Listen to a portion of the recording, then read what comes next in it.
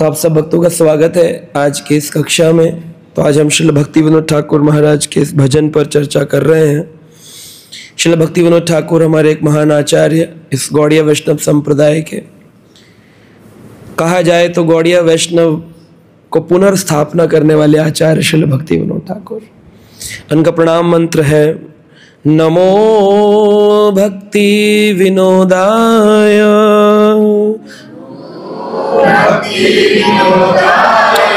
सच्चिदानंद मूर्तये गौर शक्ति स्वरूपाय रूपानुगवरायते।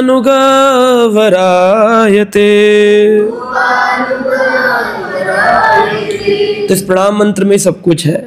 नमो भक्ति विनोदाय, इनका नाम है भक्ति विनोद ठाकुर।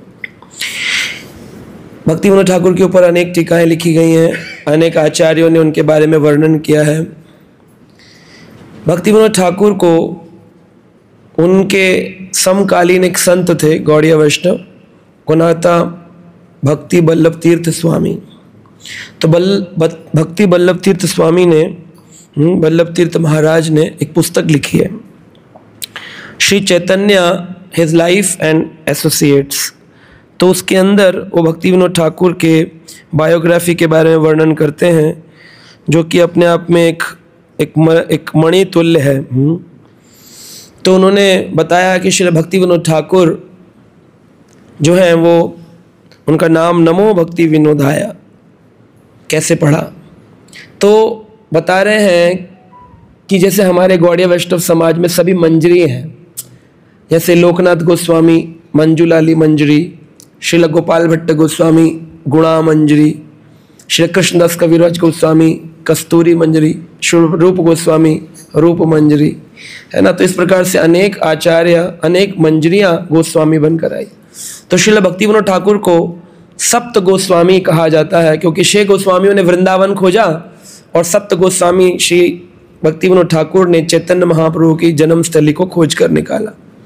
तो उन्हें सप्त गोस्वामी, 6 गोस्वामी तो हम चित्र लगाते हैं, सप्तम गोस्वामी श्रील भक्ति विनोद ठाकुर।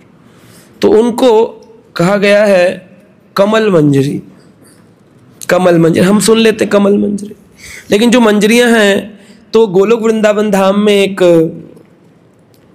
कमल है, और उस कमल के मध्य कर्णिका भाग में श्री राधा कृष्ण विराजमान है, और उसके आसपास अष्ट मंजरियां उनकी सेवा आतुर रहती है हमेशा। वो मंजरियां जो केवल निवृत्त निकुंज सेवाओं में प्रवेश करती हैं, जहाँ गोपी ग्वालों का प्रवेश भी नहीं है, वहाँ मंजरियों का प्रवेश।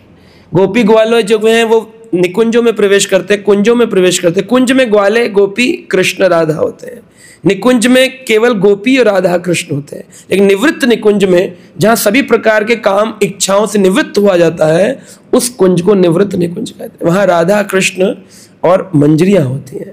तो हमारे जो गोस्वामी हैं वो उन मंजरियों में से जिन्होंने राधा कृष्ण के वो गुरुतम लीलाओं का रसपान किया है, और वो हमें अपने ग्रंथों के माध्यम से प्रदान किया। तो वो जो कमल मंजरी है वो कौन से मंजरी हैं? वो तो अष्ट मंजरियों में तो नहीं है। तो कहाँ है? तो बोलते हैं भक्ति बल्लभ तीर्थ स्वामी ऐसा विचार कर रहे हैं कि जो राधा रानी के हाथ में जो कमल है ना, नील कमल, नीला कमल, उस कमल से राधा रानी क्या करती हैं? राधा रानी कृष्ण के साथ विनोदपूर्ण लीलाएं करती हैं। कभी कभी कृष्ण जब मान कर लेती हैं और मान करके बैठ जाती हैं, तो कृष्ण मनाने के लिए मलिहारी का वेश, कभी चूड़ी बेचने वाले का वेश बना के आते हैं, श्यामा सखी आदि वेश लेते हैं। तो श्री कृष्ण के उस माधुरी से प्रसन्न होकर के कभी कभी विनोदपूर्ण उस पुष्प को उनके गाल पर मारती हैं, तो उससे कृष्ण भी हंसते हैं और राधा भी हंसती हैं। तो राधा कृष्ण की इस विनोद पूर्ण बातों को किससे पूर्ण किया जाता है? कमल से पूरा किया जाता है। और राधा रानी कौन है? राधा रानी स्वयं ही भक्ति स्वरूपणी श्रीमती राधा रानी। भक्ति का अगर स्वरूप है तो राधा रानी है, क्योंकि राधा रानी की जो निज श्री कृष्ण के प्रति शरणागति का भाव है, वही कहलाता है क्या? भक्ति कहलाती है। तभी तो हम कहते हैं रागानुगा भक्ति यानी स्पॉन्टेनियस लव कब होगा, जब श्रीमती राधा रानी के भाव को अंगीकार करेंगे। राधा रानी का भाव कब आएगा, बोले जब वैदिक भक्ति को नियम पूर्वक पालन करेंगे, अपने आचार्य गुरुजनों के अनुगत होकर के, तो एक दिन आप रागानुगा भक्ति कर पाएंगे। तो राधा रानी भक्ति स्वरूपणी, तो भक्ति और क्या कर रही है, लीला, विनोद लीला कर रही हैं। किससे कर रही हैं, कमल से कर रही हैं। तो उन्हीं लीलाओं को पूर्ण करने के लिए राधा रानी के हस्त कमल से वो कमल मंजरी भक्ति का विनोद पूर्ण करने की, लीलाओं का व्याख्यान करने के लिए प्रकट होती है। ऐसा भक्ति वल्लभ तीर्थ महाराज बता रहे। नमो भक्ति विनोदाय सच्चिदानंद मूर्तये। वह कैसी मूर्ति है, सच्चित और आनंद की मूर्ति है। जिस प्रकार से श्री कृष्ण भगवान सच्चित और आनंद, सत से वो सदा विराजमान, चित्त से संपूर्ण ज्ञान और आनंद सदा आनंद वर्धन करते हैं। वो सच्चिदानंद मूर्ति अगर कोई बनाई जाए, सच्चिदानंद की, श्री कृष्ण तो है ही, उनकी मूर्ति तो भक्ति विनोद ठाकुर वह मूर्ति है। जैसे श्रील प्रभुपाद जी को कहा गया कृष्ण कृपा मूर्ति, कृष्ण कृपा। कृष्ण अगर अपने हस्त कमल से कृपा बरसा रहे हैं, आपके सिटी पैलेस जयपुर में अगर गोविंद देव जी के हाथ से कृपा निकल रही हो और उस कृपा को पुजारी गण मूर्ति बनाए, तो वो मूर्ति बनेगी कौन, श्रील प्रभुपाद, भक्ति वेदांत स्वामी प्रभुपाद। तो ऐसे ही अगर भगवान के जो सच्चिदानंद तत्व है उसकी अगर मूर्ति बनाई जाए तो वो भक्ति विनोद ठाकुर बनेंगे, सच्चिदानंद मूर्त है। और गौर शक्ति स्वरूप आया, उनके अंदर किसकी शक्ति है, तो कई सारी शक्तियां होती हैं। भगवान के कई प्रकार के अवतार होते हैं, उसमें से एक अवतार होता है भगवान का शक्ति आवेश अवतार, जिसे आवेश रूपा कहते हैं। कि अगर किसी व्यक्ति के अंदर वह आवेश आ जाए तो वो कमाल कर देता है। शायद श्रील प्रभुपाद जी ने जब पूरे विश्व में भक्ति का प्रचार किया तो कहा जाता है कि प्रभुपाद जी शक्ति आवेश अवतार है, नारद मुनि के अवतार हैं, जिन्हें श्री कृष्ण की विशेष प्रचार करने की शक्ति मिली थी, वरना ये व्यक्ति कौन कर सकता है। कली कालेर नाम धर्म नाम संकीर्तन, कली कालेर युग धर्म नाम संकीर्तन, तार शक्ति बिना नहीं प्रवर्तन। अंत लीला 7वां अध्याय 11 नंबर श्लोक। ये बात वर्णन करी गई चैतन्य चरितामृत में कि कली कालेर युग धर्म नाम संकीर्तन, तार शक्ति बिना नहीं प्रवर्तन। अगर इसका प्रचार कोई कर पा रहा है तो उसके अंदर श्री कृष्ण की क्या है, विशेष शक्ति है। और ऐसे भक्त को क्या कहा जाता है, आवेश स्वरूपा, भगवान की आवेश को प्राप्त किए। तो वही कौन से आवेश प्राप्त के लिए, बोले गौर शक्ति स्वरूप है। उनके अंदर किसकी शक्ति है, चैतन्य महाप्रभु की शक्ति है। और हमारी जो ये भजन प्रणाली है, जो परपाटी है हमारी भजन की, ये है कौन सी, ये है रूपानुग। हम लोग रूप गोस्वामी के अनुगत रूपानुग कहलाते हैं। तो कहा रूपानुगा वरायते, उन्हीं रूप गोस्वामी के सिद्धांतों को अगर कोई पूरा कर सका है तो श्रील भक्ति विनोद ठाकुर ने पूरा किया है। उनकी पुनर्स्थापना करिए। रूप गोस्वामी जो सिद्धांत दिए उनको अन्य संप्रदाय बोलती हैं लेकिन उसको पालन नहीं करती है। भक्ति विनोद ठाकुर ने अपने जीवन में उसको पालन करके भी दिखाया। विदेशों में कुछ ऐसे लोग हुए जो कहते हैं कि you follow my words but don't follow me, because हो सकता है कि जो मैं बात बोल रहा हूँ वो इम्पोर्टेंट है, लेकिन हो सकता है मैं गलती कर जाऊँ, क्योंकि man is made of errors. इंसान के अंदर गलतियों का पुतला है, बहुत सारी गलती वो करता है। लेकिन इस बात को भक्ति विनोद ठाकुर काट देते हैं, बोलते हैं ये फिलॉसफी बिल्कुल गलत है, क्योंकि जो व्यक्ति अच्छी बात बोल सकता है उसको अच्छा पालन ही करना होगा। क्योंकि अगर वो अच्छी बात बोल रहा है तो और वो अच्छा पालन नहीं कर रहा तो अच्छी बात बोल ही नहीं पाएगा। वो केवल बोलेगा और लोग सुनेंगे और चले जाएंगे। लेकिन अगर लोगों में परिवर्तन हो रहा है तो उसने अपने आचरण में उसको लाया होगा, तभी वो बात बोल रहा है ना। तो आचरित प्रचार, अपने आचरण से प्रचार किया। जो रूप गोस्वामी के सिद्धांतों को उन्होंने पुनर्स्थापना किया। तो कहते हैं कि भक्ति विनोद ठाकुर एक पुस्तक में कल्याण कल्पतरु में लिखते हैं कि युगल सेवाय श्री रास मंडले नियुक्त कर अमाया, ललिता सखीरे अयोग्य किंकरी विनोद धारी चे पाया। तो बता रहे हैं श्रील भक्ति विनोद ठाकुर अपनी आइडेंटिटी को स्वयं ही रिवील कर रहे हैं। व्यक्ति बता सकता है अपने बारे में। तो कल्याण कल्पतरु नामक ग्रंथ में स्वयं, ये हमारे इस्कॉन में भी आती है पुस्तक कल्याण कल्पतरु, अभी भक्तों ने उसको ट्रांसलेट किया है। उस पुस्तक में वो स्वयं बता रहे हैं क्या, कि बोलते हैं युगल सेवाए श्री रास मंडले, श्री राधा कृष्ण की युगल की सेवा के लिए रास मंडल, वो जो गोलोक वृंदावन का रास मंडल है उसमें नियुक्त करी अमय, मुझे नियुक्त किया गया है। किस रूप में? ललिता सखी रे अयोग्य किंकरी, ललिता सखी की अयोग्य किंकरी बना करके विनोद धरि छिपाए। विनोद यानी भक्ति विनोद ठाकुर कह रहे हैं मुझे अनवर्थी सर्वेंट यानी कि जो योग्य नहीं है उसको इस सेवा में लगाया गया है। ललिता सखी कौन है? बोले ललिता सखी भगवान राधा कृष्ण की सेवा में ललिता और विशाखा रहती हैं। तो ललिता सखी के पीछे जो मंजरी होती है उनका नाम है रूप मंजरी, और रूप मंजरी के पीछे है भक्ति विनोद ठाकुर, इसलिए रूपानुगा वरायते। लेकिन आ कहाँ से रहे? ललिता सखी से। ललिता सखी कहाँ से आ रही है? राधा कृष्ण युगल सेवाया श्री रास मंडले नियुक्त करी हमें, मुझे नियुक्त किया गया है। ललिता सखी रे अयोग्य किंकरी विनोद धर छिपाए, ये बात स्वयं भक्ति विनोद ठाकुर बताया। अब देखो इतने महान आचार्य हैं, उनका कंपैरिजन किसी ऐसे वैसे साधु संत से कर लो वृंदावन के, बोले अरे वो बड़े भारी संत हैं, और भक्ति विनोद ठाकुर के ज्ञान को छोड़ दो तो ये मूर्खता होगी। लेकिन आजकल YouTube के माध्यम से लोग इसी प्रकार की चीज़ें देख लेते हैं और कहते हैं अरे वो साधु बड़े हैं। आप उनसे पूछिए कौन सी मंजरी है, कौन से वहाँ से आए, बता सकते हैं अपने बारे में। भक्ति विनोद ठाकुर तो बता दिए अपने बारे में। कहते हैं कि भक्ति विनोद ठाकुर अनेक भजनों को लिखे। मुख्य रूप से जो भजन हमने चर्चा किए ऐसे शरणागति के भजन लिखे, इनको दैन्य भजन कहते। कई प्रकार के भजन है, लालसामय भजन, दैन्य भजन है ना, अभिलाषाकृत भजन, कई भजनों की कैटेगरीज होती हैं। तो ये जो भजन भक्ति विनोद ठाकुर लिखे जो हम गाए, इसका नाम है दैन्य भजन। दैन्यता यानी जहाँ पर दीनता की बात करी गई है। जैसे चैतन्य महाप्रभु ने कहा तृणादपि शुनि चेना तरोरपि सहिष्णु नाम अमानिना मान देना कीर्तनयम सदा हरि। तो ये दीनता लाने के लिए क्या करें? बोले सुन तो लिया लेकिन आई नहीं है, आता क्रोध है, आता अहंकार है। तो इस दीनता को लाने के लिए भजन लिखिए भक्ति विनोद ठाकुर ने। क्या कहा? प्रभु हे एमन दुर्मति संसार भीतरे पड़ियाछि आचिनु आमी तव निज जन कोनो महाजने पथियाई दिल तुमी। हे भगवान ये एमन दुर्मति, मेरी मति कितनी दुर्मति है जो मैं इस भौतिक संसार के अंदर आके गिर गया हूँ। भक्ति विनोद ठाकुर तो विशेष कर्म करने के लिए रास मंडल से कमल मंजरी भक्ति विनोद आए, हमने बताया।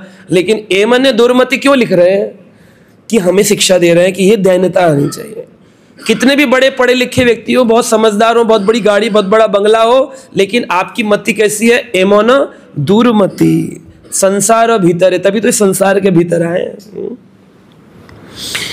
तो क्या चाहिए मुझे? क्या चाहिए? बोले तव निज जन, आपका कोई एक व्यक्ति चाहिए। तव निज जन, तव जन नहीं लिखा, तव निज जन, आपका कोई निज जन चाहिए। एक ऐसा भक्त, शुद्ध भक्त हो। अब नाम जप है, हमेशा सुनते शुद्ध नाम का जप करना है। भक्ति विनोद ठाकुर कहते हैं कि शुद्ध नाम का जप करना इतना सरल नहीं है। शुद्ध नाम का जप करने के लिए अनेकों प्रयास करने पड़ेंगे। असाधु संग भाई शुद्ध नाम नहीं, शुद्ध नाम कभी नहीं आएगा अगर साधु असाधु का संग करेगा। असाधु यानी संसारी लोगों का संग करेगा। अब हमारे परिवारों में, हमारे घर में, हर जगह साधु असाधु होते, बहुत ही कम ऐसे परिवार होते हैं जहाँ सब साधु हो। स्वाधु तो होते हैं लेकिन साधु नहीं होते हैं, साधु बहुत कम है। असाधु संग भाई शुद्ध नाम नहीं। भक्ति विनोद ठाकुर ने इसको वर्णन किया है। जगदानंद पंडित चैतन्य महाप्रभु के नित्य परिकर थे, वो अपने ग्रंथ प्रेम विवर्त में लिख रहे हैं असाधु संग भाई शुद्ध नाम नहीं। भक्ति विनोद ठाकुर उसी बात को दोबारा बोल रहे हैं, कई बार बोलते थे इस बात को। तो असाधु संग नहीं होना चाहिए भक्त के लिए।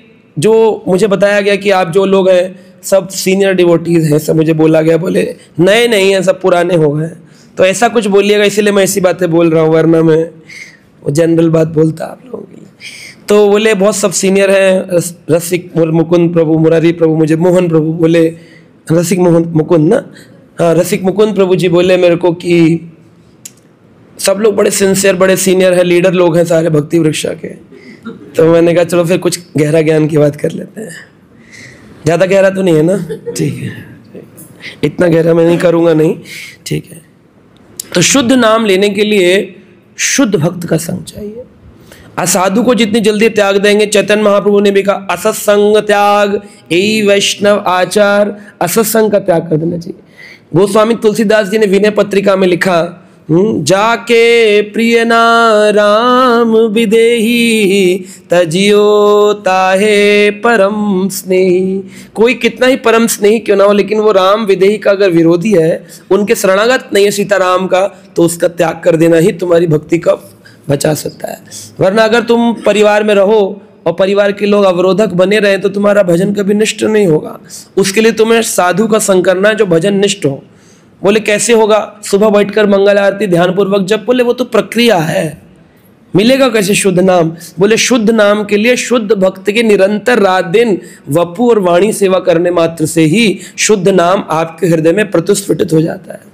शुद्ध भक्त की सेवा निरंतर करनी होगी। श्री वैष्णव चक्र ठाकुर करे, जितना शुद्ध भक्त के हृदय में हरि नाम के प्रति रुचि होगी, उतनी रुचि अपने आप उनकी सेवा करने से बिना मांगे, महाराज आशीर्वाद चाहिए, बोलना नहीं पड़ेगा। महाराज जी, हमारे गुरु महाराज जी परम पूज्य गोपाल कृष्ण गोस्वामी महाराज बैठे रहते थे महाराज, और 11 साढ़े 11 डिवोटीज लाइन लगाते थे मिलने के लिए।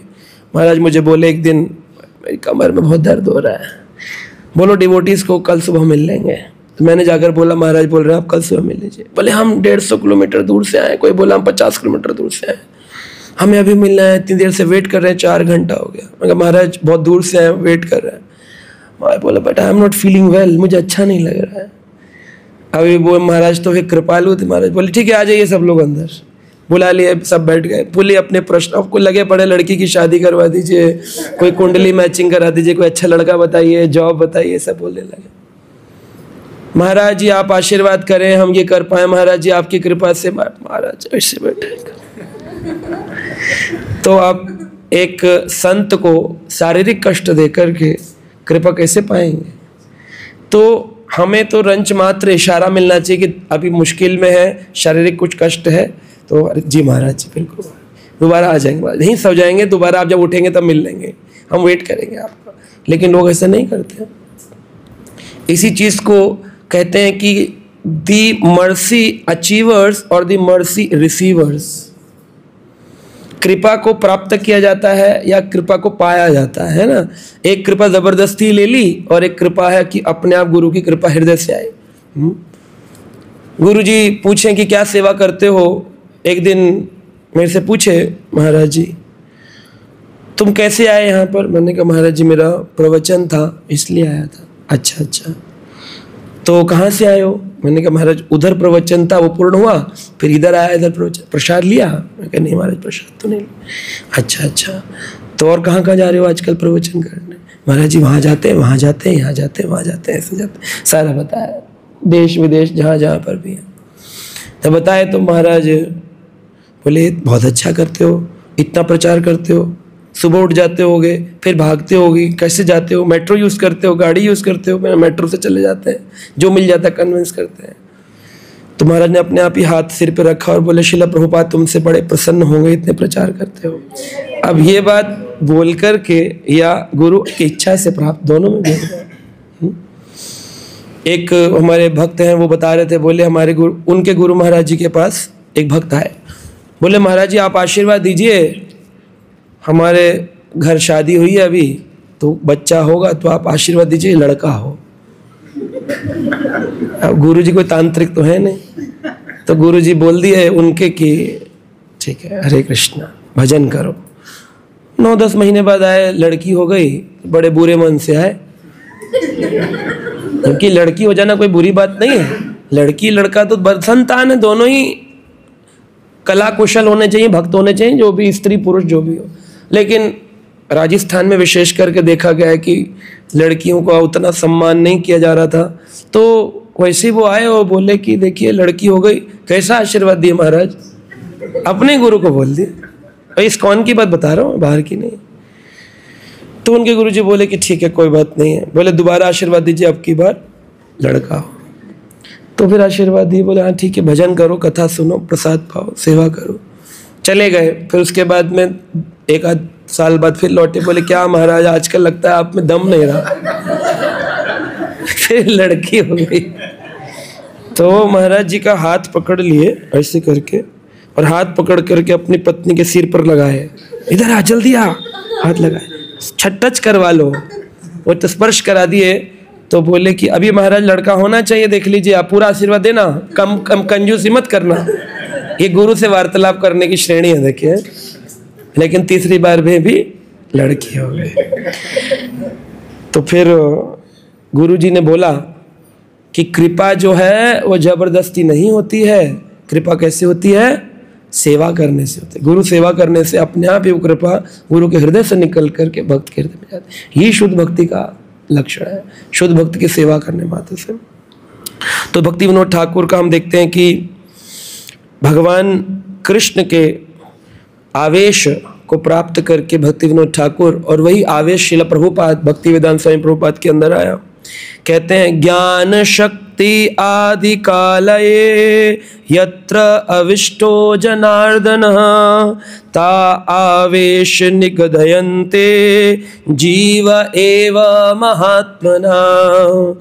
ये बात लघु भागवत के पूर्व पर्व के 18वें श्लोक में कही गई है। ज्ञान शक्ति आदि कलय यत्र अविष्टो जनार्दन। ज्ञान और ज्ञान शक्ति, ये दो चीजें भगवान की। ज्ञान शक्ति आदि आदि आदि कई शक्तियां भगवान के पास। ज्ञान शक्ति, कल्पना शक्ति, संकल्प शक्ति, है ना, माया शक्ति, योग शक्ति, तटस्था शक्ति, अंतरंगा शक्ति, भारंगा शक्ति, अनेक शक्तियां हैं। इसलिए आदि शब्द का इस्तेमाल किया। आदि यानी मैनी मैनी मैनी। तो ज्ञान शक्ति आदि कालाए, कला यानी कि भगवान का जो अंश है। एते च अंश कला पुंसा कृष्णस्तु भगवान स्वयं इंद्रियारि व्याकुलम लोके मृडयन्ति युगे युगे।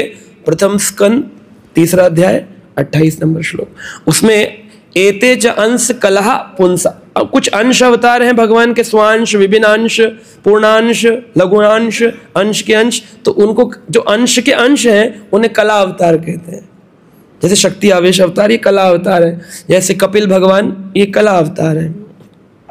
तो कह रहे ज्ञान शक्ति आदि कलये यत्र अविष्टो जनार्दन। हे जनार्दन, आपका आवेश शक्ति, ज्ञान शक्ति अगर किसी में प्रवेश करती है, ता आवेश, आवेश स्वरूप बन जाता है। ता आवेश निगदयन्ते जीव एव महात्मना। भगवान की ज्ञान शक्ति जिसमें प्रवेश करती है, जिसका आवेश होता है, वो अपने आप में ही महात्मा बन जाता है। इसलिए प्रभुपाद जी कहते हैं महात्मा स्टैंप करके कोई महात्मा नहीं बन सकता कि देखो ये महात्मा जी हैं। महात्मा जो है वो लक्षणों से महात्मा होने चाहिए, ना कि नाम के महात्मा होने चाहिए। और लक्षण से महात्मा कब होंगे? जब भगवान की ज्ञान शक्ति का आविष्ट उनके अंदर होगा। अब कई गुरु जी हैं जो कि उनके शिष्य और गुरु दोनों के अंदर ही जिज्ञासाओं की कमी देखी गई है। गुरुजी अपने गुरुजी का नहीं सुनते और उनके नीचे वाले उनका नहीं सुनते। तो इस तरह से संबंध का हम देखते हैं, संबंध विच्छोह है, संबंध गहरा नहीं है। और गुरु शिष्य का संबंध नहीं है तो भक्ति का जो बीज है वो मिलेगा तो भक्ति लता बीज, लेकिन वो कभी पनपेगा नहीं। उसको पनपाने के लिए गुरु और शिष्य का संबंध होना चाहिए। गुरु शिष्य का एक घनिष्ठ संबंध होना चाहिए। संबंध का मतलब ये नहीं कि हम मिले तुम मिले, गुरु जी के हाथ में डाल के फोटो खींचने, सेल्फी खींचने, ये संबंध की बात नहीं हो रही है। संबंध ज्ञान शक्ति स्वरूप है, जो ज्ञान की शक्ति है। तो गुरु जी कह रहे जिज्ञासु श्रेयम उत्तमम, वह भक्त उत्तम है जो जिज्ञासा करे। और गुरु जी कौन है उत्तम? बोले श्रोत्रियम ब्रह्मनिष्ठम, जिन्होंने सुनकर के ब्रह्म में निष्ठा प्राप्त करी हो, सुनता हो, अपने गुरु जी की सुनता हो और सुनकर के ब्रह्मनिष्ठ हुआ हो। अब किसी से प्रश्न करो तो वो बिना शास्त्र सम्मत हुए बस तर्क वितर्क का उत्तर दे देता है, तो वो गुरु ब्रह्मनिष्ठ तो हुआ, क्योंकि भजन कर रहा है, इतने फॉलोअर्स हैं, ब्रह्मनिष्ठ तो है, लेकिन श्रोत्रियम ब्रह्मनिष्ठम नहीं है।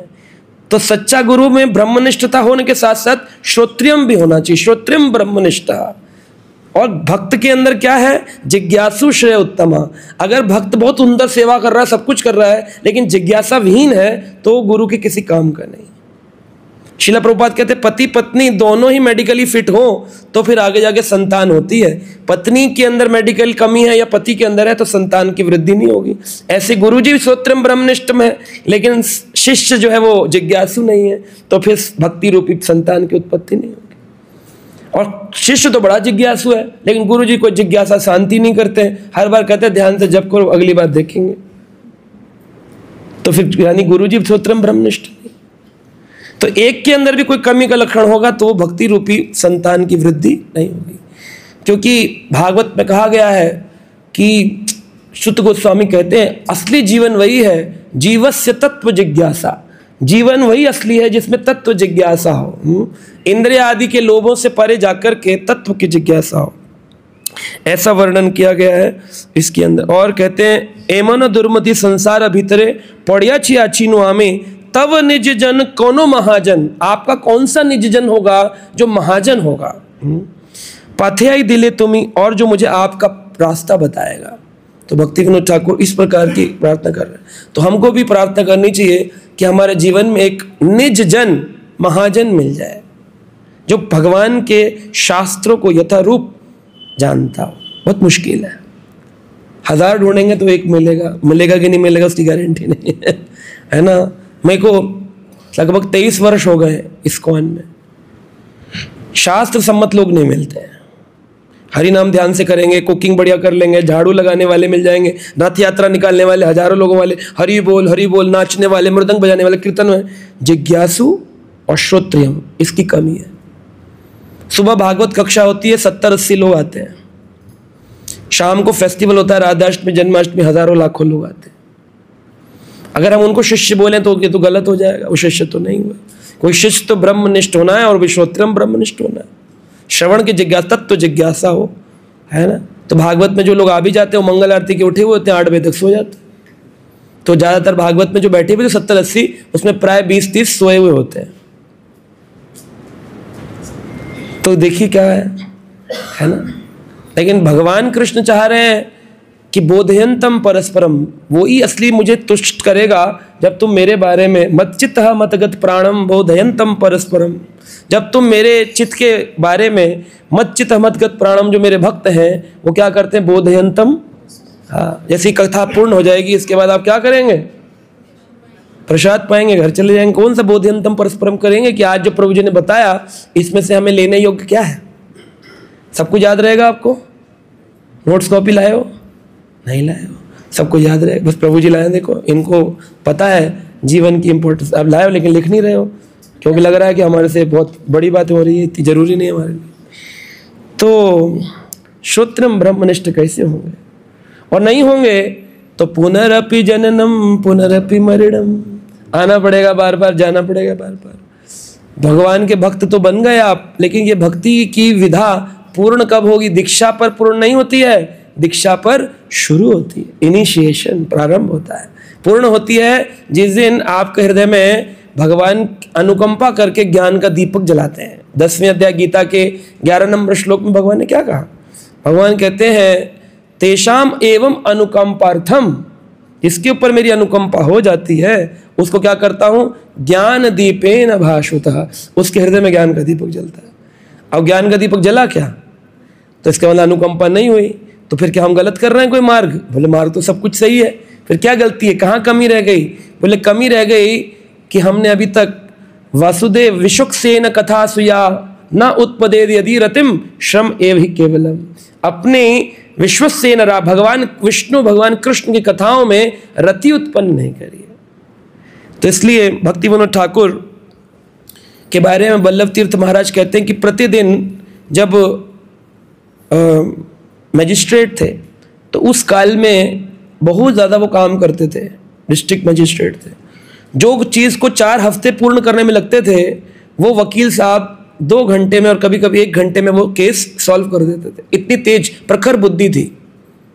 और वो भक्ति विनोद ठाकुर 2 पत्नी थी, एक पत्नी मर गई थी, फिर दूसरी पत्नी थी भगवती देवी, और उनसे उनके 13 बच्चे थे, 1-2 बच्चे पहले और बाद में कुछ बच्चे, 11 बच्चे हुए। उन 13 बच्चों में से 7वें नंबर के जो पुत्र थे जिन्हें विमल प्रसाद कहा जाता है। बाद में उनका नाम विमल से व अक्षर से वार्ष भानवी दैत्य दास हुआ और बाद में उनकी दीक्षा, जब उनका संन्यास हुआ तो भक्ति सिद्धांत सरस्वती ठाकुर हुआ। तो हम देखते हैं कि अनेक बच्चे थे भक्ति विनोद ठाकुर के, 12 कहाँ हैं? उनकी तत्व जिज्ञासा नहीं थी तो भक्ति विनोद ठाकुर रूपी मंजरी के घर में उत्पन्न होने पर भी उनकी वो पूर्ण भक्ति का प्रताप नहीं हो पाया।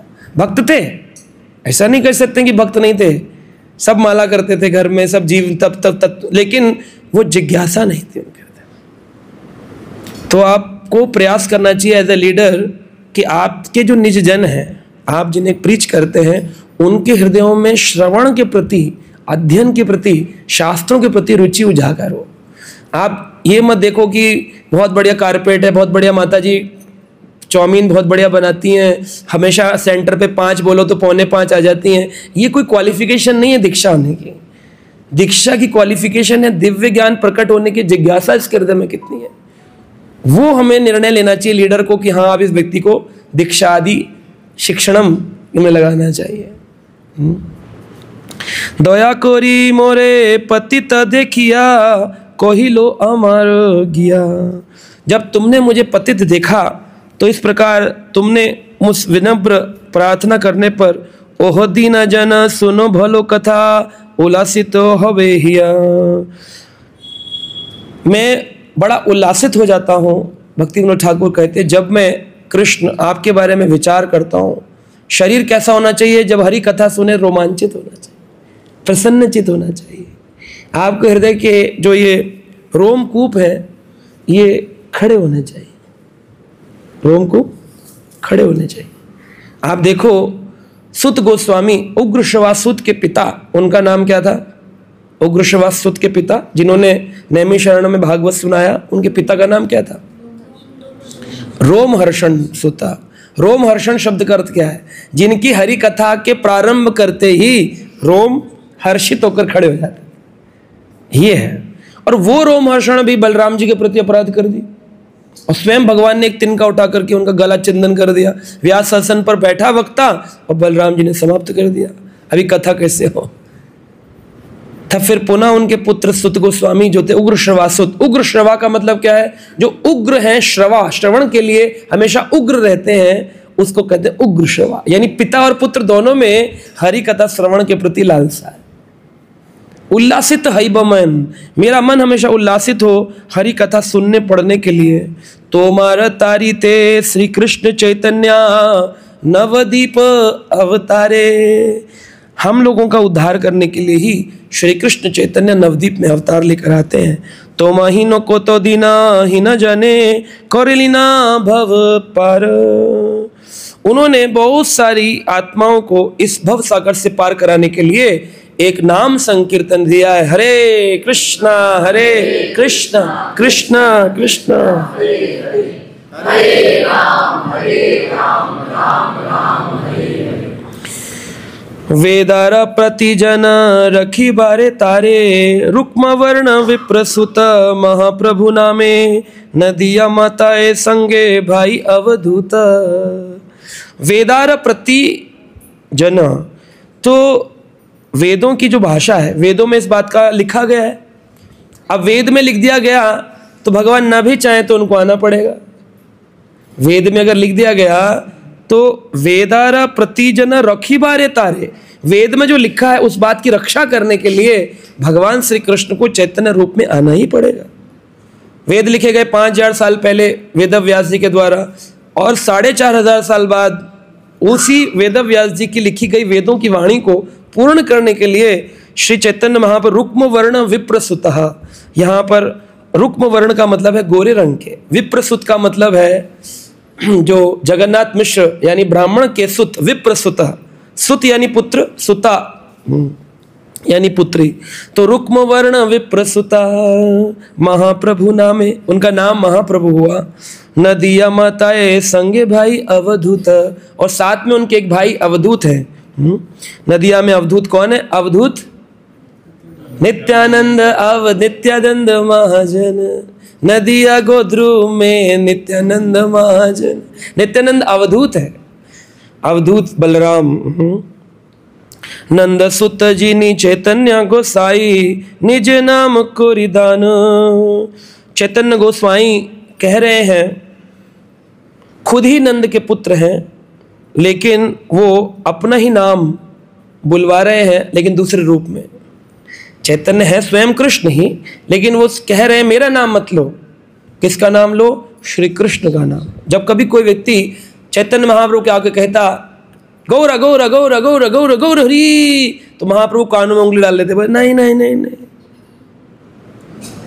जा रे देखे तारे कहे कृष्ण उपदेश, अमर ज्ञा गुरु ये तार ए देश। तुम वो बोलो जो मैंने उपदेश दिया है, कृष्ण का उपदेश, मेरा नाम मत बोलो। इसलिए उनको गौर गौर नाम सुनना अच्छा लगता है। कुछ संप्रदायों में लोग गौरंग महाप्रभु के नाम जप करते हैं, बोलते गौर बोलेंगे ना जल्दी कृपा मिल जाएगी, नमो महावदन्नाय कृष्ण प्रेम प्रदाय थे। भगवान चैतन्य की इच्छा को मानना पड़ेगा। चैतन्य गोसाई आकर के श्री कृष्ण नाम दिए हैं, वरना वो खुद ही कहते ठीक है तुम गौर गौर बोलो। इतने सिद्धांत सिखाए, ये सिद्धांत देते, बोले गौर निताई ज्यादा पतित पावन है, तुम गौर निताई गौर निताई गौर निताई करो। लेकिन ये नहीं सिखाया, वो बोले हरे कृष्ण कृष्ण कृष्ण। तो सिद्धांत को चैतन्य गोसाई ने दिया। नंद सुत जिनी चैतन्य गोसाई, जो नंद के सुत थे वो अब चैतन्य गोसाई बन के आए हैं। निज नाम को रिदान, और अपने ही नाम का दान कर रहे हैं। निज नाम को रिदान, तारीला जगत तुम्ही हो जइया, लोहो निज परित्राण। जो भी व्यक्ति भगवान के इस निज नाम को धारण करेगा, उसका परित्राण, उसका इस संसार भव सागर से पार जाना निश्चित है, भगवान के नाम को। इसलिए कहते हैं से कथा सुनिया आशियाचे नाथ, तुम्हारा चरण तले। भक्ति विनोद कांदिया कांदिया, आपना कहीं न बोले। तो भगवान के परम भक्त श्रील भक्ति विनोद ठाकुर भगवान से कृष्ण के चरणों में कांदिया कांदिया, रोते रोते बोल रहे हैं कि ये शब्द जो हैं आपके, ये मेरे जीवन की गाथा को गाते हैं, यही मेरा जीवन बन जाए, मेरे जीवन का प्राण आपका नाम हो बस, है ना। तो भक्ति विनोद ठाकुर ने इन बातों का वर्णन किया, और हम देखते हैं कि भक्ति विनोद ठाकुर अपने अंतिम काल में, जब वो पहले डिस्ट्रिक्ट मजिस्ट्रेट थे, जगन्नाथपुरी मंदिर के प्रेसिडेंट थे, उस काल के अंग्रेज़ों ने उनके घर के बाहर ट्रेन की पटरी डाली, क्योंकि उन्होंने छुट्टी ले ली थी, बोले मैं आऊँगा नहीं। तो अंग्रेज़ लोग बोले कि भाई आएंगे नहीं, ऐसा कैसे हो गया? तो बोले अंग्रेज़ कि ठीक है आप क्यों नहीं आना चाहते हैं? बोले मेरे घर से रेलवे स्टेशन दूर है और मुझे बहुत ग्रंथ लिखने होते, टाइम कम मिलता है। तो उन्होंने एक ट्रैक डाल दिया। सोचिए आपके यहाँ मेट्रो है जयपुर में, और आप कभी बोले ऑफिस में कि मैं लेट हो रहा हूँ, मैं आ नहीं पाऊँगा, और ऑफिस बोले ठीक है प्रभु जी आपके लिए घर के बाहर मेट्रो का एक डब्बा लगा के ट्रैक डाल देते हैं। सोचिए कितना बड़ा व्यक्ति होगा, उसकी कितनी ज़रूरत होगी समाज में जिसके लिए ऐसा किया जाए। और वो भी भारतीय लोगों ने नहीं किया, विदेशी लोगों ने किया, ब्रिटिशर्स ने किया। तो भक्ति विनोद ठाकुर की बहुत ही ज़्यादा डिमांड थी उस काल में। अनेक अनेक तांत्रिक आदि भी आते थे, तो उनसे भी भक्ति विनोद ठाकुर फाल्गु भगवान से युद्ध किए थे और उसको पकड़कर जेल में डाल दिए थे।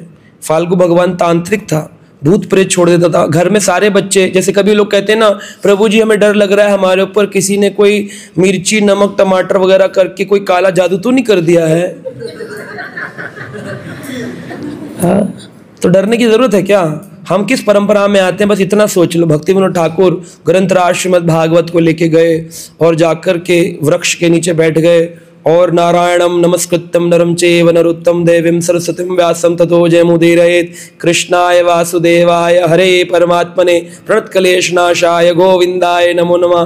तो मंत्र मंत्र मंत्र मंत्र बोले और वो प्रेत छोड़ता था तांत्रिक, और सारे प्रेत स्पर्श करते थे। लेकिन भक्ति विनोद ठाकुर के पास भागवत का एक ऐसा औरा था, स्पर्श करके सब चले जाते थे, और अंत में वो तांत्रिक को बेहोश कर दिए। तब भक्ति विनोद ठाकुर पकड़ के उस तांत्रिक को लाकर जेल में डाल दिए। जब जेल में डाले तो वहां पर भी बैठे बैठे उसने तंत्र विद्या से उनके 13 के 13 बच्चे को उल्टी और चक्कर, सब हॉस्पिटल में चले गए। सोचो आपको ऐसा युद्ध करना पड़े, आप कहोगे ये लो अपनी कंठी माला, हम चले भैया, बच्चे बीमार हो रहे हैं, हरे कृष्णा करने से हम नहीं कर रहे। क्योंकि आपको अपनी संप्रदाय पर वो विश्वास, अपने गुरुजनों पर वो शरणागति नहीं है, है ना, हम तुरंत छोड़ देंगे। वो शरणागति भक्तिविनोद ठाकुर की थी। तो एक अंग्रेज व्यक्ति ने बताया कि केदारनाथ दत्त उनका नाम था, ऑफिशियल नेम। बोले केदारनाथ बाबू, ये जो पकड़ा है ना आपने, इन तांत्रिकों का सारी की सारी शक्ति इनके बालों में होती है। इसके लंबे जो बाल है ना, इसमें इसकी शक्ति होती है। तो आपने इसकी शक्ति को कर काटना है तो इसके बाल काट दो। तो भक्तिविनोद ठाकुर ने उसको एंगेज किया और कैंची लेकर के उसके बातों में और उसके बाल जंप करके काट दिए। जब काटे तो वो शक्तिविहीन हो गया और उसने, जब उसे लगा अब तो मैं फंस ही गया हूँ, तो उसने जहर की गोली अपने मुंह में डाल के खा के मर गया। बोला मैं तुम्हारी पकड़ में नहीं आऊँगा। तो इस तरह से वो समाप्त हुआ। तो ये सब जीवन में कई सारे कार्यक्रम किए उन्होंने, भक्तों की सेवा करी, फाल्गु भगवान से बचाया, कई प्रकोपों से बचाया, 100 से अधिक ग्रंथ, कल्याण कल्पतरु ग्रंथ, नवदीप महात्मा ग्रंथ, पदावली ग्रंथ, शरणागति ग्रंथ, ऐसे 100 ग्रंथ लिए। और ग्रंथ लिखने से पहले भी जो आप बेताल देखते हो ना, विक्रम बेताल, बेताल 25 की कहानियां भी भक्तिविनोद ठाकुर ने लिखी हैं। लेकिन तब वो आध्यात्मिक जीवन नहीं जी रहे थे। आध्यात्मिक तो है, निज मंजरी है, लेकिन अपने को छुपा के रखते हैं। समय काल आने पर ही अपने को उजागर किया जाता है। तो उन्होंने पहले उजागर नहीं किया, फिर उजागर किया तो ग्रंथ लिखे। 500 से अधिक नाम हट खोले। जैसे ये एक भक्ति वृक्ष है, ऐसे 500 सेंटर खोले जिनमें वो प्रति बार जाया करते थे। एक दिन कहीं, एक दिन कहीं, एक दिन कहीं, एक दिन शाम को घर आके 7 बजे 6 बजे, ये नहीं सो जाते थे ऑफिस से, बाबूजी तो सो गए, मैं थक गया हूँ काम करके, एसी चला दो, मेरे लिए टिफिन बना दो, ऐसा कोई दादागिरी नहीं। वो चाहते थे 6 बजे आकर के स्नान आदि करके फिर एक एक भक्ति वृक्षा में जाते थे। नाम हट, हट यानी कि बाजार, नाम का हाट लगाया था, हरि नाम का हाट बाजार लगाया था, वह नाम बांटा जाता था। ऐसे 500 सेंटर खोले थे। आपने कितने खोले? भक्ति वृक्ष 500 सेंटर अकेले व्यक्ति ने खोले। 13 बच्चे थे, ये नहीं कह सकते ब्रह्मचारी थे, सन्यासी थे, 13 बच्चे थे, 500 सेंटर खोले, 100 ग्रंथ लिखे। आपने कितने ग्रंथ लिखे आज तक? देखिए अपनी स्थिति किस आचार्य परंपरा में। कहाँ हमारा टारगेट बहुत ऊंचा बेंचमार्क है। हमारे महाराज बोलते थे, मानते हैं कि आप आचार्यों को बोलेंगे इमिटेट नहीं कर सकते हैं, लेकिन महाराज बोलते थे कम से कम प्रयास तो करिए उनके जैसा बनने का। एक आध ग्रंथ लिख के तो मरना चाहिए जीवन कि चलो एक तो लिख गए थे, कुछ ग्रंथ लिखे, है ना।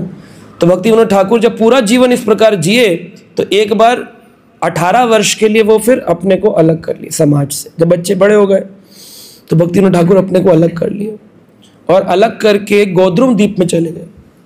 गोद्रुम द्वीप में जो जैसे राधा कुंड है, तो राधा कुंड के 8 किनारों पर 8 जो है ना मंजरियाँ, 8 गोपियों के मेन सेंटर है। जैसे अगर आप राधा कुंड परिक्रमा करेंगे तो ऐसे टेढ़ा मेढ़ा बना हुआ है ना, तो उसके 8 किनारे हैं। 8 किनारों पे 8 ललिता जी का है, विशाखा जी का है। तो सुखद कुंज, स्वानंद सुखद कुंज नाम से आज भी भक्तिविनोद ठाकुर का घर बिल्कुल श्याम कुंड के किनारे स्वानंद सुखद कुंज राधा कुंड पर विराजमान है। तो जो चतुर्मास जो अभी चल रहा है, इस चतुर्मास में भक्तिविनोद ठाकुर राधा कुंड पर रहते थे और दाढ़ी बढ़ा के रखते थे और बाल बढ़ा के रखते थे ताकि कोई पहचाने नहीं मुझको, और भजन निष्ठ रहते थे, रात दिन भजन करते थे। और उनके पुत्र भक्ति सिद्धांत भी उनके साथ रहते थे और दोनों पिता पुत्र हाथ में झाड़ू लेके राधा कुंड की सीढ़ियों की झाड़ू लगाते थे। आप राधा कुंड पर जाएंगे तो जपमाला डुबोएंगे, पानी में स्नान करेंगे, किनारे बनेंगे, साधु बन के बैठ जाएंगे, हरे कृष्ण, मिट्टी पड़ी होगी, आप कहेंगे हम क्या करें। लेकिन वो क्या करते थे, अपने हाथ में झाड़ू लेते थे और झाड़ू से राधा कुंड के अंदर डस्ट ना चली जाए इस प्रकार से निकाल के बाहर हाथ में लेके बाहर लगा डालते थे। क्योंकि राधा रानी में यस्य कुंडम यथा प्रियम, कहते हैं जिस प्रकार से कुंड है वैसे ही राधा रानी तत्व समान, दोनों इक्वल हैं, है ना। तो राधा रानी में और राधा कुंड में कोई भेद नहीं है, इसलिए उसमें स्नान नहीं करना चाहिए, उसमें केवल आचमन करना चाहिए, स्पर्श करना चाहिए, क्योंकि अभी हम इस योग्य नहीं है कि हम राधा कुंड में प्रवेश कर सके। तो वैसे ही स्वानंद सुखद कुंज कहाँ था? गोद्रुम द्वीप में था, क्योंकि गोद्रुम द्वीप वृंदावन में और नवद्वीप में कोई भेद नहीं है। नाम अपराध धाम अपराध में लिखा है, अगर कोई व्यक्ति वृंदावन में और नवद्वीप में भेद करता है तो वो धाम अपराधी हो जाएगा। दोनों ही अपने आप में वृंदावन है। अब वृंदावन के अंदर जब गंगा के उस पार गोद्रुम द्वीप में, गोद्रुम यानी कि वृक्ष और गौ यानी गाय, गाय जिस कल्प वृक्ष के नीचे खड़ी होती, गोद्रुम, द्रुम यानी पेड़, गो यानी गाय, गोद्रुम द्वीप, द्वीप यानी एक आइलैंड, जिस आइलैंड पर वृक्ष है कल्प वृक्ष और गाय है कामधेनु, दोनों विराजमान है। ऐसा एटर्नल धाम गोद्रुम द्वीप वहाँ पर उन्होंने बनाया था स्वानंद सुखद कुंज।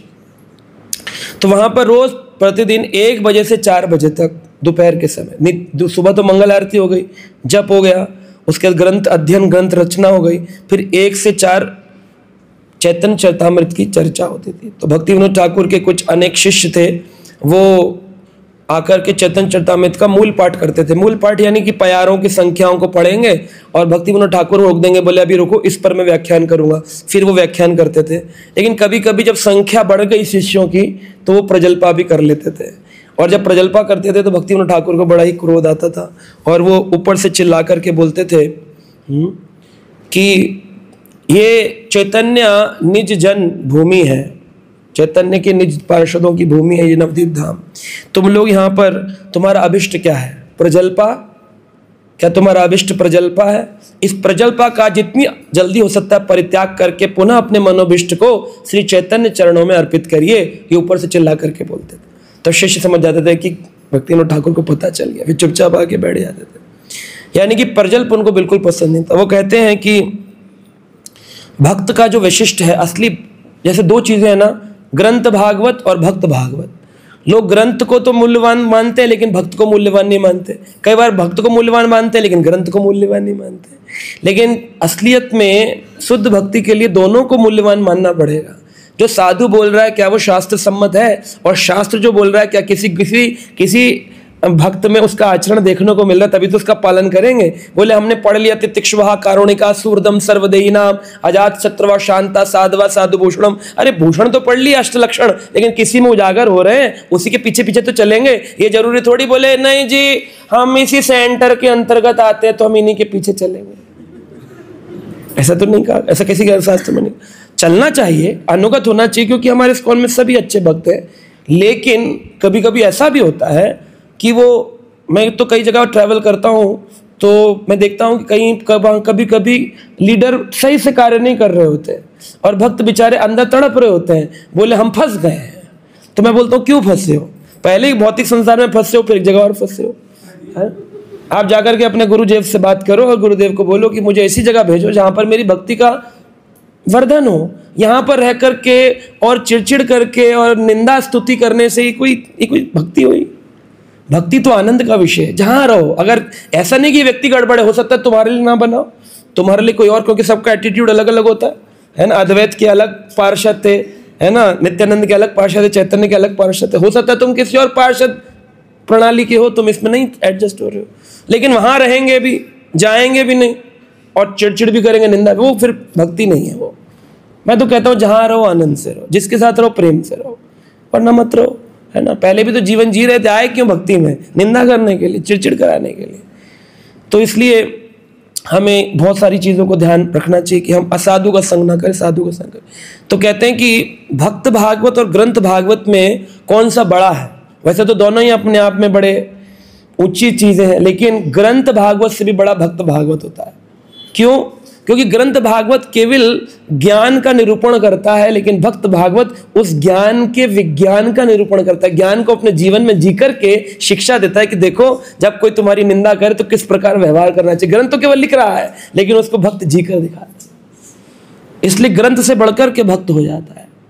तो पहले ग्रंथ आएगा जीवन में, फिर भक्त आएगा जीवन में, फिर भगवान आएंगे जीवन में। तो ये तीनों की सीक्वेंस है, गुरु, साधु और शास्त्र। तो इसमें से किसी भी एक का अगर संपुट नहीं बैठा, संपुट यानी द कंप्लीट फिगर ट्राइंगल, एक भी उसमें छूट गया तो पूर्ण अभिव्यक्ति नहीं होगी भक्ति की। वो पूर्ण चाहिए तो शास्त्र सम्मत हो, जीवन में एक ब्रह्मनिष्ठ श्रोत्रम ब्रह्मनिष्ठ गुरु हो, और साधु हो जिनके साथ प्रेम पूर्वक भजन होता है, उनके मध्य में आनंद से रहे, हरि बोल कर रहे हैं, उत्कट आनंद हो रहा है, वो तो ठीक है। तो इस प्रकार का जीवन भक्ति विनोद ठाकुर का था। तो भक्ति विनोद ठाकुर ने यही हमको शिक्षा दी है आज के दिवस पे कि जो भी हम भक्ति करें उसमें हरि नाम का अभिष्ट होना चाहिए। जो भी हम करें जीवन में, जो भी क्रिया करें, उसमें हरि नाम का अभिष्ट हो। आपस में भी एक दूसरे को बुलाएं तो ए माता ओ प्रभु कह के ना बुलाएं, हरि बोल, हरे कृष्णा, हरि नाम, हरि बोल, मुख से हमेशा हरि नाम निकले, है ना। बच्चों को बुलाएं, परिवार को बुलाएं, नाम हमेशा निकले। महाप्रभु ने जब गुंडीचा मार्जन किया तो मटके हरि बोल हरे कृष्ण करके बुलाते थे। तो हम लोग जब इस समाज में रहते हैं, वैष्णव समाज में, तो हम कर लेते हैं, लेकिन वैष्णव समाज के परे जब हम जाते हैं तो हम तुरंत ही बदल जाते हैं। लोग कहते हैं जी क्या करें, वातावरण अच्छा नहीं, अनुकूल नहीं है, तो फिर जब वातावरण अनुकूल नहीं तो हम प्रतिकूल हो जाते हैं, हम पलट जाते हैं।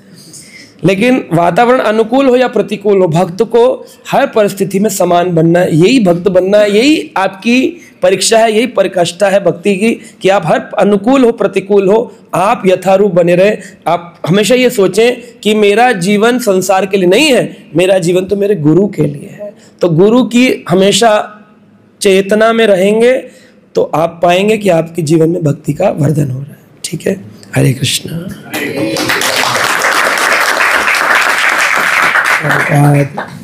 भगवद गीता, हरे कृष्ण प्रभु जी। हरे कृष्ण। भगवद गीता के 15वें चैप्टर में एक श्लोक आता है, वहाँ पे आता है असंग शस्त्रेण दृढ़ेन चित्वा। तो जो ये असंग, और जैसे हमने अभी भी बोला कि हमें साधु का संग त्याग देना चाहिए, साधु का संग नहीं, असाधु का संग त्यागना चाहिए। और वैसे विनय पत्रिका के उदाहरण दिया, जैसे कि तुलसीदास जी ने कहा कि जो राम और सीता जी का प्रिय नहीं उसको त्याग देना चाहिए।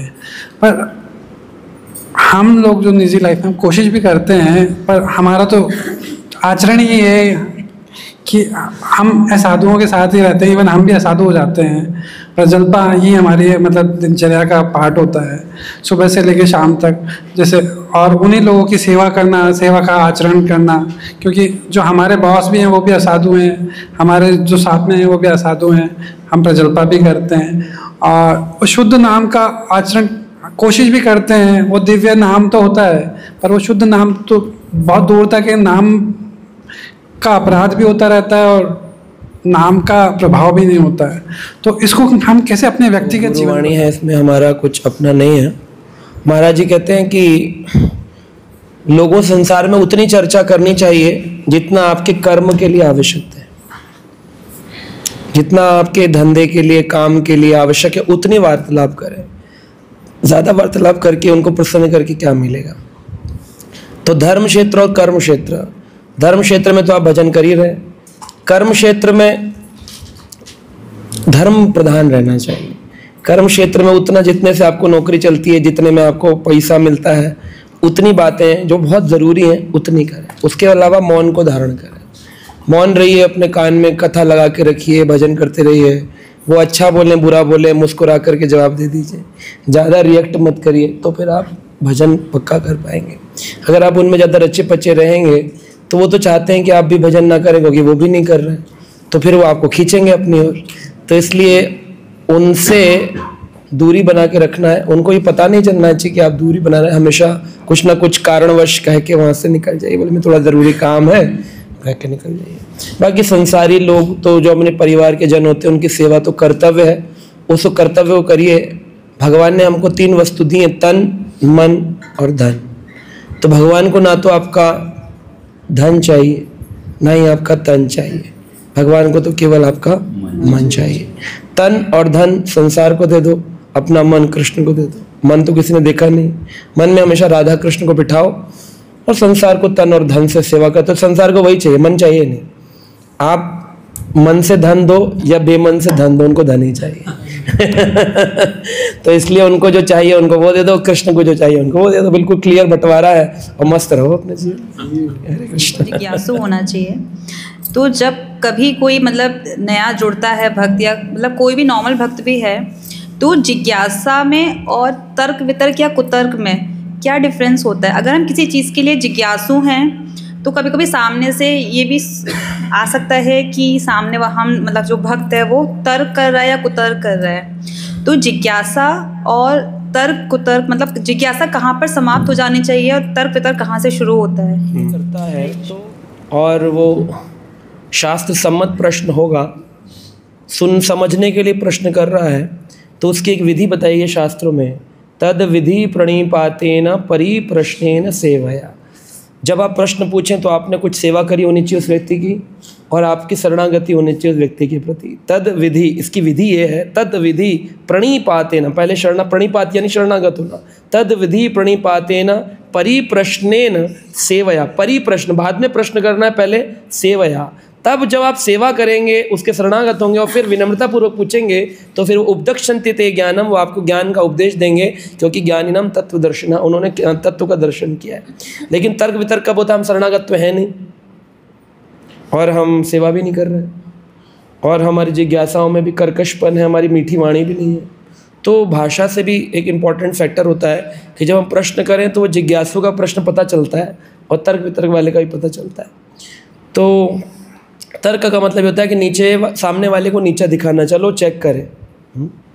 तो जो प्रश्न का उत्तर आता है उसी में देखें जरा इनका क्या भाव है, क्योंकि वो तो आपको आता है ना, तो चेक करने के लिए कि ये क्या बोलते हैं। अगर ये वो बोलते हैं जो यूट्यूब वाले बाबा जी बोलते हैं तो ये ठीक है, और अगर ये वो नहीं बोल रहे हैं तो यानी ये गड़बड़ है। तो फिर इस तरह से जो तर्क, इसको कहते हैं तर्क वितर्क। लेकिन जो सच्चा व्यक्ति होता है, जिसको भक्ति में आगे बढ़ना, भगवत प्राप्ति करनी है, उसको तो उससे कोई मतलब नहीं कि कौन, उससे तो है शास्त्र में जो लिखा है। मैं तो इस सिंपल एक उदाहरण देता हूँ, हमेशा बोलता हूँ, मेरे पास आइए और मेरे प्रश्न अगर मैं शास्त्र में ना हो तो आप अभी, मैं आपके शरणागत हो जाता हूँ कि मैं गलत बोल रहा हूँ। और फिर मैं चैलेंज करता हूँ वर्ल्ड में किसी भी बाबा जी को, किसी भी व्यक्ति को, किसी भी संप्रदाय को ले आइए, अगर मेरी बात को काट दे तो मैं उसके शरणागत हो जाऊँ। लेकिन आज तक कोई वापस आया नहीं मेरे पास, क्योंकि मैं जो बोलूँगा हमारे संप्रदाय शास्त्र सम्मत है। तो फिर इसलिए तर्क वितर्क यूजलेस हो जाता है। तो ये डिफरेंस है। प्रेम पूर्वक पूछिए, जिज्ञासा है, कोई दिक्कत नहीं। और किसी का प्रश्न? हरे कृष्ण प्रभु जी प्रणाम। जैसे आपने भक्ति विनोद ठाकुर जी का जो जीवन चरित्र बताया, और वो गृहस्थ में थे और गृहस्थ में रह के कैसे वो भक्ति और शास्त्र लिखा करते थे, तो हम उनकी शिक्षाओं को कैसे हमारे जीवन शैली में अप्लाई करें? क्योंकि हम भी गृहस्थ हैं बट हम तो कुछ कर ही नहीं पाते, तो किस तरह से हम अप्लाई करें अपने जीवन में? बस वही सुनते रहेंगे बार बार, उसको कोशिश करिए जितना अप्लाई कर सकते हैं। जैसे भक्ति विनोद ठाकुर के अनेक सिद्धांत हैं, पूरा पढ़ा चरित्र, उसमें से कुछ एक चरित्र को इस वर्ष अप्लाई किया, एक को अगले वर्ष किया, तो जीवन की यात्रा में हम देखेंगे 20-25 सालों में हम कुछ अंश उनका अपने जीवन में अपना पाएंगे। जैसे उनकी ग्रंथ निष्ठा है, ऐसे हम भी ग्रंथ निष्ठा ला सकते हैं। जैसी उनकी नाम निष्ठा है, ऐसे हम भी नाम निष्ठा ला सकते हैं। जिस प्रकार वो चैतन्य चरितामृत पर प्रवचन कर रहे हैं, प्रजल्पा को दूर कर रहे हैं, कोशिश तो करें, प्रयास तो करें, तो होगा। अगर हम ढीले हो जाएंगे कि नहीं वो तो आचार्य थे, वो तो, हम तो बेकार हैं, हम तो कुछ नहीं कर सकते, फिर कुछ कर भी नहीं पाएंगे। अगर हर व्यक्ति बोले मैं कौन सा सचिन तेंदुलकर हूँ, मैं बैट लेके जाऊँगा, मैं कौन सा छक्का मार लूँगा, तो कोई बच्चा अकेडमी ना जाए, कोई बच्चा क्रिकेटर ही ना बने। लेकिन फ्यूचर में और भी तो क्रिकेटर्स की ज़रूरत है, और भी तो आचार्य और भक्तों की आवश्यकता है। तो हमेशा अपने पूर्ववर्ती आचार्यों के मनोविष्ट को समझकर उसमें अपना मन लगा के सेवा करनी चाहिए, उनसे कृपा याचना करनी चाहिए। उनकी जितनी कृपा होगी उतना सेवा करें।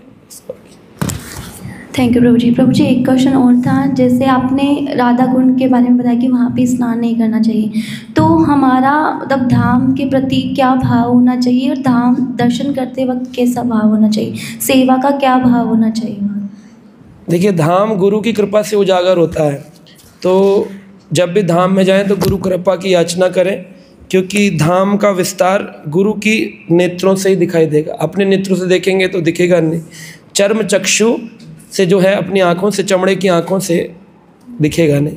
इसलिए धाम में हमेशा किसी न किसी वरिष्ठ वैष्णव के अनुगत होके जाना चाहिए, या फिर अगर वरिष्ठ वैष्णव के अनुगत होकर नहीं जा रहे, आप ही वरिष्ठ हो गए, अभी आप ही यात्रा निकाल रहे हैं, तो अपने गुरु की तस्वीर के आगे, फोटो के आगे, विग्रह के आगे, अगर वो साक्षात विराजमान उनके आगे विनती पूर्वक प्रणाम करके उनकी आज्ञा पालन करके जाना चाहिए। और वहाँ पर भी अव्यर्थ कालत्व, अपना काल व्यर्थ नहीं करना चाहिए, हर पल श्री कृष्ण चर्चा करनी चाहिए। भक्तों के प्रश्नों के उत्तर, कथा, कीर्तन, ये नहीं कि कमरों के मैनेजमेंट में लगे रह गए कि लड्डू पेड़ा टमाटर का हलवा यही बनाते रह गए।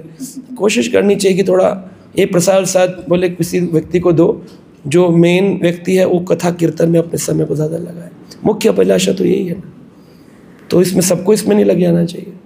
लेकिन ज़्यादातर क्या होता है, यात्रा में लोग मैनेजमेंट, कमरे, खाना पीना, इसी में लोग लगे रहते हैं, और जिसके लिए यात्रा निकाली गई है श्रवण कीर्तन, वो छूट जाता है लोगों का। जैसे भक्ति हम करते हैं तो क्या भक्ति प्रारब्ध की चीज़ है? एक उदाहरण देंगे, जैसे कि कोई व्यक्ति किसी को परेशान कर रहा है और दूसरा व्यक्ति बोलता है कि ये परेशान कर रहा है, इसका जवाब दो। फिर तीसरा व्यक्ति बोलता है कि नहीं, ये प्रारब्ध की चीज़ है, आप ऐसा करोगे तो फिर बंधन होगा, फिर ऐसा चलता रहेगा सिलसिला। तो अब यहाँ पे समझना ये है कि मतलब किस चीज़ को हम प्रारब्ध समझें कि हाँ ये प्रारब्ध है। मान लीजिए जैसे किसी को कोई किडनैप कर दिया है ना, किसी को मर्डर कर दिया, तो बोले कि ये मर्डर किया, तुमने भी मर्डर करो इसका, तभी ऐसा पूरा होगा, नहीं तो अदला का बदला ये चुकाता है। लेकिन वो प्रारब्ध के बारे में समझ नहीं पाता है। हो सकता है प्रारब्ध है तो हम क्या करें, प्रारब्ध है तो छोड़ दें, ऐसा बदला न ले, है ना। तो इसके बारे में मुझे मतलब समझ है, उसका मतलब है जो क्रिया हमने करी है उस क्रिया की प्रतिक्रिया को प्रारब्ध कहते हैं। जो कर्म करके हैं वो कर्म का फल मिलेगा।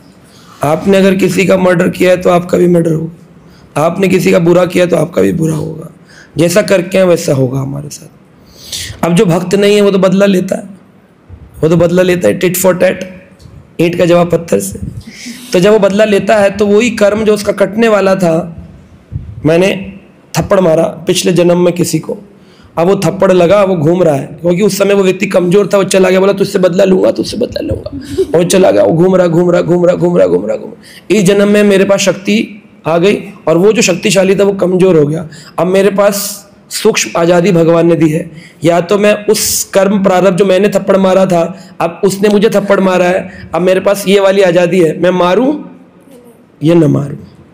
अगर मैं मारता हूं तो मैंने फिर कर्म साइकिल को शुरू कर दिया, फिर अगले जन्म में घूमेगा, फिर मुझे थप्पड़े, फिर मेरे पास आज़ादी होगी, मैं मारूं या न मारूं। तो जब भी हमारे साथ कोई बदलाव होता है वो तो प्रारब्ध से आया, लेकिन सूक्ष्म आज़ादी भी साथ में होती है, बदला लूं या न लूं। अगर मैं लेता हूं तो मैं उस कर्म साइकिल को पुनः शुरू कर दूंगा। तो इसलिए जो भक्त होता है वो समझ जाता है, बोले जो भी बुरा हो रहा है ये पूर्व जन्म मेरे संचित कर्मों का फल है, इसलिए मुझे अब इसमें नहीं होना है, मैं दूरी बना के रखता हूँ, मैं इसमें जाऊंगा ही नहीं, सूक्ष्म आज़ादी का सदुपयोग करूंगा, दुरुपयोग नहीं करूंगा। तो इसको उसमें इन्वॉल्व नहीं होना चाहिए।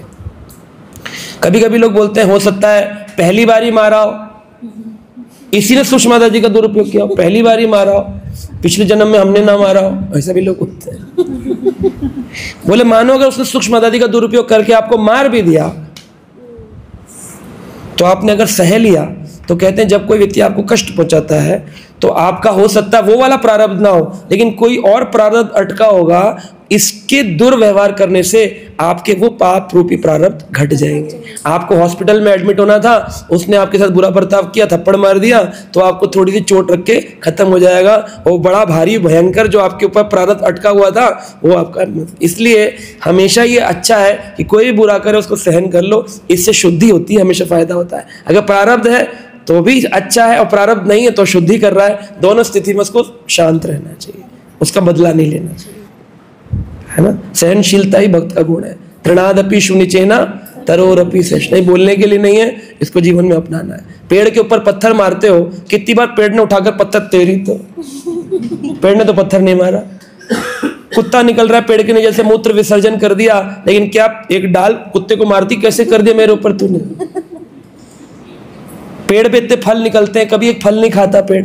सारे चलने वालों को चाहे बुरा करो, जो काट रहा होता है ना, पेड़ को काट रहा होता है उसको भी छांव दे के रखता है, ये नहीं कहता अरे तू काट रहा, ले हट धूप में मार, अब काट ले, ऐसा नहीं। तो तृणादपि शुनिचेना तरोर अपि सहिष्णुना, वृक्ष से अधिक सहनशील बन। वृक्ष जैसा नहीं है, वृक्ष से अपि अधिक सहनशील बन, ये भक्त का लक्षण है। अब भक्त बदला थोड़ी लेगा, अगर भक्त बनना है तो अलग बात। अब बदला लेना तो संसारी व्यक्ति है, धोती कुर्ते वाला है, बस खाली कपड़ा बदला है ना। नई नई बोतल में बेचे तुमको चीज पुरानी, फिर भी दिल है। तो बदलना अंदर से, ऊपर का बदले बिना बदले, ठीक है। हरे कृष्ण। हरे प्रभु जी, जैसे आपने बताया कि श्रीला भक्ति विनोद ठाकुर महाराज जब 1 से 4 चेतन चरितामृत का व्याख्या करने के लिए अपने शिष्यों को बुलाते थे, जब अधिक शिष्य हो गए तो वो प्रजल्पा करते थे, तो ऊपर से उनको डांटते थे कि ये चैतन्य के निर्जनों की भूमि हो, तुम लोग क्या कर रहे हो। तो जनरली जैसे हम भी से भक्ति वृक्ष में जाते हैं, प्रभु जी इन के प्रकार खुद तो नहीं कर रहे हैं, पर कहीं ना कहीं से सुनने को प्रजल्पा मिल जाता है, तो उससे खुद को, अगर हम प्रजल्पा अंग नहीं बनना चाह रहे हैं तो हमको कौन सुना सकता है। हम रस लेते हैं तो उसके भागी बनते हैं, है ना। जैसे आप नॉनवेज तो नहीं खाती होंगी, कोई ज़बरदस्ती खिला सकता है, बोले हम तो नहीं चाहते लेकिन ये किन प्रकार कोई खिला देता है, खिला सकता है। तो जो वस्तु आपकी नहीं, आप उसे स्वीकार नहीं करेंगे। हम उसको क्यों स्वीकार कर लेते हैं, कहीं ना कहीं हमें भी रुचि होती है, वरना अगर कुछ जगह आपको कि ये प्रजल्पा हो रहा है, बोले हरे कृष्ण माता जी, मैं भी चलती हूँ, समय थोड़ा कम है, मेरे को घर पहुँचना है, निकल। ठीक। आजकल युवाओं को नशा और मोबाइल उपकरणों से दूर हटाकर इनको कृष्ण भावनामृत में कैसे जोड़ सकते हैं इनको, थोड़ा इसका। देखो, नए लोगों को जोड़ने के लिए प्रयास करना पड़ेगा। आज हम लोग द्वारका मंदिर से अनेक यूनिवर्सिटी में जाके प्रचार करते हैं, उनको शिक्षा देते हैं। हर चीज़ की मूल शिक्षा है। शिक्षा पद्धति ऐसी है, शिक्षा में जाने से बहुत सारी चीज़ें अपने आप ही हट जाती हैं। तो लोगों को गीता वितरण करके उनको शिक्षाओं में लाएं, उनको प्रेम प्यार से सिखाएं, तो हम पाएंगे कि हाँ, उनमें परिवर्तन होना प्रारंभ हो गया। मैं अभी कुछ साल पहले सिरसा के जेल में गया था, तो वहाँ पर 1200 कैदियों को हमने गीता का प्रवचन दिया 3 दिन। तो 1200 कैदियों में से 200 कैदियों ने उसी वक्त, सब युवा थे कि 16 साल से लेकर 25 साल की उम्र में थे सारे लड़के, शराब सिगरेट लड़ाई झगड़ों में कॉलेजों से पकड़ के उनको जेल में डाला गया। तो वहाँ के जो जेलर थे उन्होंने मुझे बोला, आप इनको थोड़ा भक्ति के मार्ग सिखाइए। तो मैंने 3 दिन भागवत कथा किया। तो उसमें बैरिकेडिंग होती है, क्योंकि मर्डरर भी थे बड़े भयानक, उन्होंने किसी ने 27 मर्डर कर रखे थे। अब वो आपके ऊपर भी आक्रमण कर सकते कि तू बहुत बोल वचन कर रहा है, ये ले। तो इसलिए वहाँ पुलिस लगाई जाती थी, रस्सी बलाई जाती थी, फिर वहाँ वो पीछे बैठते थे 1200 कैदी, फिर मैं प्रवचन करता था, फिर क्वेश्चन आंसर होते थे। यूट्यूब में आप देख सकते हैं जा करके। तो कैदी प्रश्न कर रहे हैं अपने, तो कथा सुनने मात्र से उस सब में परिवर्तन आया। तो जेल मंत्री थे उस समय वहाँ पर मौजूद। तीसरे दिन की कथा में जेल मंत्री जी बड़े प्रसन्न हुए, बोले ये तो हमने पहली बार देखा है कि इतने सारे लोग आज नाम जप लेने के लिए। बोले हम लोग तो 2 माला, यहाँ जेल में भी एक मंदिर होता है, गुरुद्वारा मंदिर चर्च मस्जिद सब बनाते हैं उसमें। बोले यहाँ पर इनकी पूजा पाठ की चीजें रखी हैं, कोई नहीं आता था, लेकिन आज आपने पता नहीं क्या 3 दिन में कर दिया है। इस सारी भीड़ लग गई, लाइन लग गई। माला जब झोली खत्म हो गई, गीता खत्म हो गई, कह रहे हमें भी चाहिए, हमें भी चाहिए। तो जेलर ने कहा ठीक है, मैं आपसे 1 कार्टन गीता और 10 माला लेके मंदिर में रख दूंगा, तुम लोगों को आना हो तो इधर आके कर सकते हो। तो ऐसे परिवर्तन आता है। अब आप प्रवचन नहीं देंगे, ज्ञान नहीं देंगे, तो फिर वो कैसे बदलेंगे? लेकिन प्रेम से, जबरदस्ती से, मारपीट झगड़ा चिल्लाने से कभी किसी में परिवर्तन नहीं आता। प्रेम से उनको शिक्षा दीजिए, ग्रंथ समझाइए, लोग बदलते हैं। प्रसाद खिलाइए उनको। जैसे हरि नाम दिव्य है और भगवान का जो नाम होता है, मतलब नाम की महिमा ज़्यादा है भगवान की जितनी है।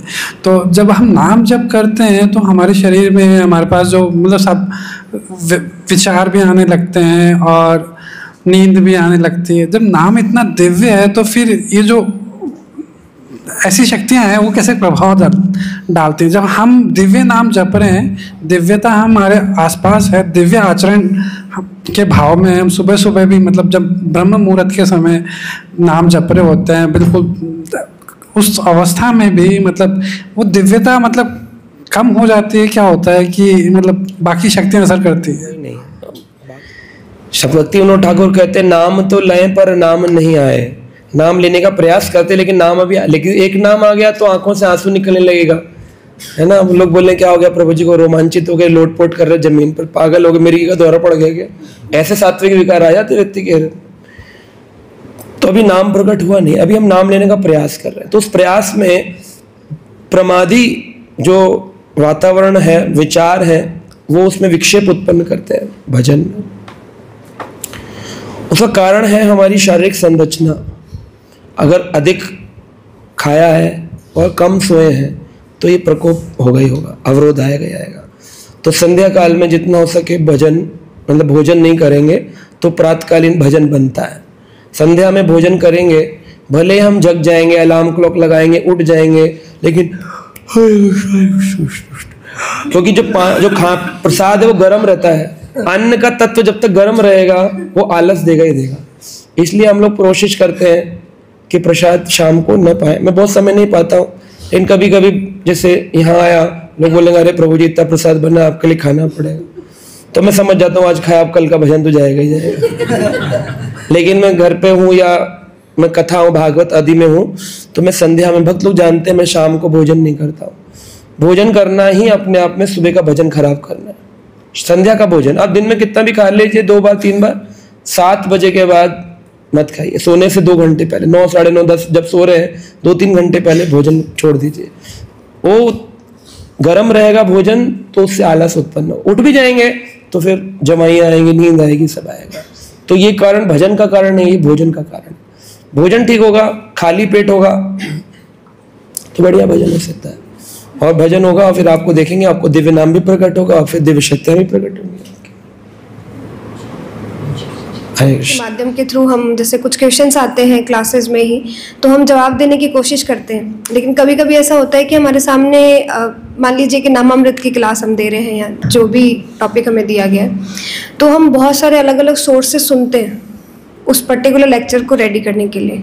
तो उसके पीछे हमारा मतलब क्या भाव होना चाहिए, जो हम डिलीवरेंस कर रहे हैं उसके लिए, या फिर हम कि हमें नॉलेज ही देनी है सिर्फ, या जो हम आचार कर रहे हैं उसके बेसिस पर, या सिर्फ एक ही रेफरेंस बेस पर हमें आगे डिलीवरेंस करना। सुनने वाले वो आप में दोष दृष्टि करेंगे, बोलती बहुत है करती कुछ नहीं, तो इसलिए जितनी हमारी क्षमता है उतना ही प्रचार करना चाहिए। अधिक बोलेंगे तो हम ही फंसेंगे। इसलिए किसी सन्यासी का सुन के पॉइंट और बोल दिया तो आप तो सन्यासी नहीं है, तो फिर हम फंस जाएंगे। इसलिए जो प्रभुपाद जी से पूछा गया प्रचार क्या है, प्रभुपाद जी ने कहा the ecstasy of the spiritual life.